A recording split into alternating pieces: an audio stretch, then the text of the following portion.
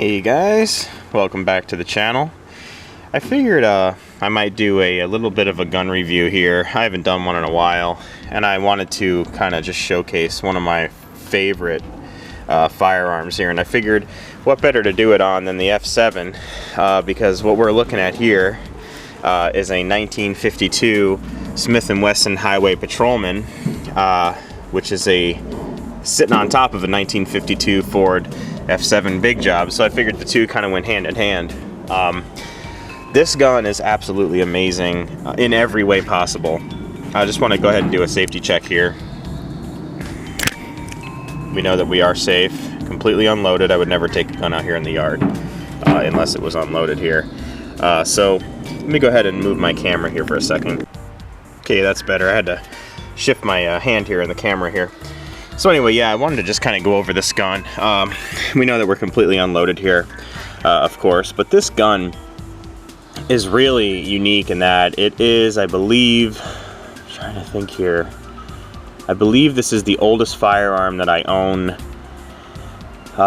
Shy of, actually no, that's incorrect. I do have a 1948 little 22 revolver, an H&R, that I'll break out here one of these days. But I did want to kind of just show you guys, this revolver is absolutely not perfect, and that's one of the reasons why I got it for what I got it for.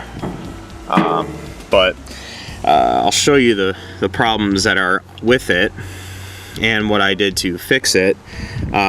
You'll notice here, let's see, that's why I'm doing the review out here too.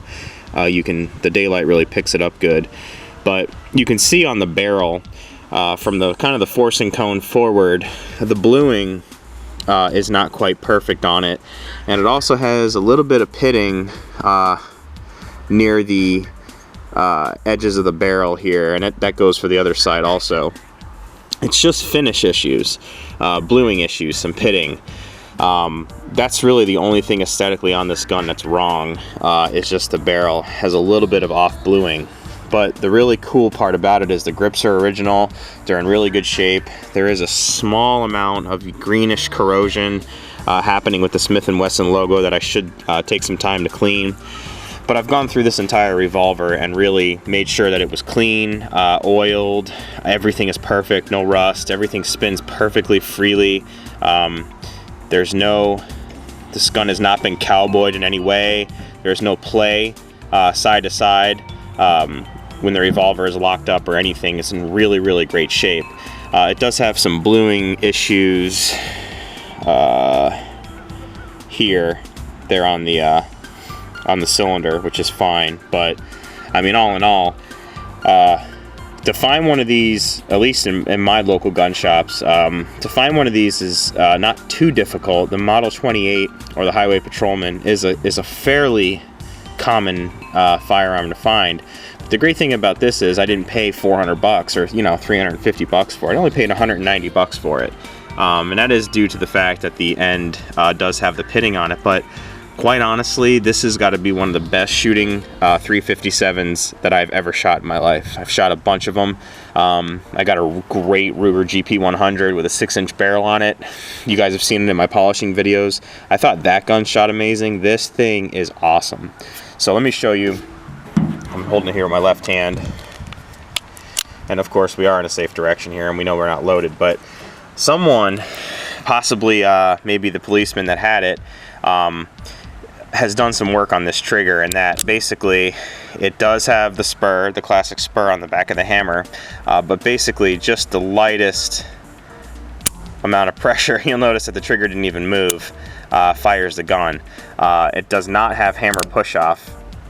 I'm pushing pretty good there on the hammer. There's no hammer push-off, but again, watch the movement in the trigger. That's it. So it's got a fantastic trigger on it, which makes for a very, very, very accurate shot. I can group pretty much the size of a penny on this baby at 10-15 yards, no problem at all. Maybe even farther than that. I've only shot it maybe 4 or 5 times, but it's just a fantastic shooter. I just kind of wanted to show off some of the detail here. It does have my fingerprints on it because I have been handling it here, but You can see here you got the Made in USA, Smith & Wesson, Springfield, Mass. You got some great Smith & Wesson engraving on the side. Get over to here, got your 357 cartridge, CTG means cartridge, and then your Highway Patrolman markings there. And of course you can see a better part of the pitting on this side of the barrel, but the good news is it hasn't damaged inside the barrel at all, so that's, I mean, it shoots fantastic. And I originally picked this up as a truck gun, but just after shooting it and the hand feel of it is just, I mean, it just handles beautifully in the hand. So I decided to keep it clean and polished and keep her in the safe. It's got its own little home in there, but it's a phenomenal firearm. If any of you guys are thinking about picking up an old school 357, definitely can't go wrong with a Highway Patrolman. This thing is the bee's knees. It's also called the Model 28, and let me show some markings here. Actually, let's pop the cylinder open. A little difficult to do with one hand here. Let's pop that open and I'll show you what you're looking at here. Here is the bottom, whereas the serial number, which is where I called, of course I called it into Smith & Wesson, and they indeed tell me it is a 1952. So that's where you're going to look for your serial number there in the bottom of the handle. And then you're going to go ahead and look over here, straight down. And once your cylinder is open, you'll see where it says Mod 28, and that's your Model 28. So if you find one of these and it says Model 28, you know you got a Model 28, you just need to run your serial number. Give the folks at Smith a call. They were more than happy to run it for me. So there's a shot of the forcing cone there. Just really great construction all around, very solid feel. Very cool to shoot something so old. You know, 61-year-old gun, just shoots like a champ, just like the day it was new. So anyway guys, I figured I'd do a little Smith & Wesson gun review on the old Ford F7 here. Kind of a unique little demonstration of the gun here, but nevertheless I thought it was kind of cool. So anyways guys, thanks for watching my videos. I promise to try to get more gun vids up. I've just been so into the cars lately that haven't really had a lot of time to do the gun stuff. So anyways guys, thanks for the likes and ratings, and any questions or anything, just shoot them my way. So thanks for watching. See ya.